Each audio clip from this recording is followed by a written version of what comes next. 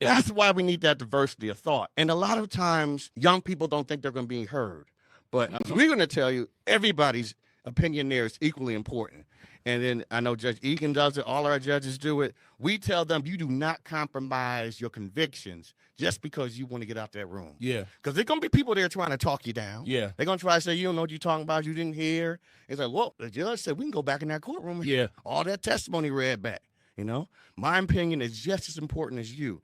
And if you ever saw that movie 12 Angry Men, you could be in there for days, weeks. But don't you think that's what some people fear, is that I'm going to be tied up with this trial for weeks? Yes, they do. But most trials, and please, my colleagues, correct me if I'm wrong, are done in a week or two. Okay. Federal trials go long. It's rare. Yeah. Judge, I'm going to ask you this because you are the lightest person in the room. I get why they're here and why it's important. Why is it important to you? It's important to me because I need there to be integrity in the process. And I oversee this process. And if there isn't integrity in the process, I don't want to be overseeing it, right? Like, I want everyone that comes into my courtroom to be heard and to be treated with respect and to feel that they have had a fair shake. And, you know, that may still mean that they're convicted, right? And that may still mean that I have to sentence them. But I don't want them to feel like they've been railroaded, not on my watch.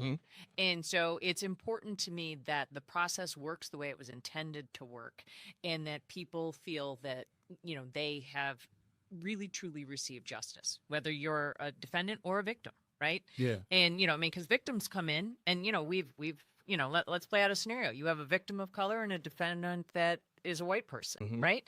We don't want that victim to feel like, oh, he wasn't convicted because of who I am, right? Like, we want everyone in that courtroom to feel like the jury is paying attention to them and the jury has an open mind and listening to what they have to say.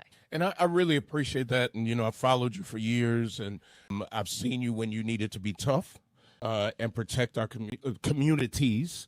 And I've seen you when you've been brought to tears and cared about the people who were either victims or people who you really felt were innocent. And I've seen that. I am a news junkie, and so I wanted to first of all appreciate both of you, but especially for you, this being important to you.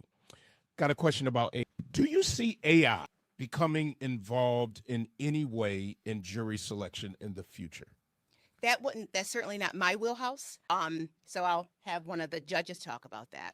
But AI is certainly something that we need to watch out for as a whole. Do you mean as far as the lawyers using it for selection? No, I mean as far as for selecting this random pool. Right now, what does a computer do?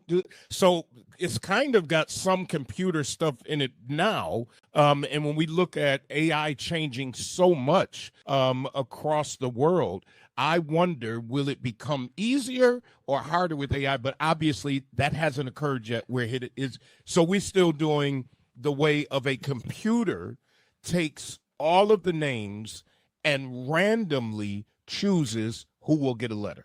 Correct. And it's based on the number of trials that we have going on. And I'll take a step back to further explain the process. So you're sent a summons at random. You're assigned a number.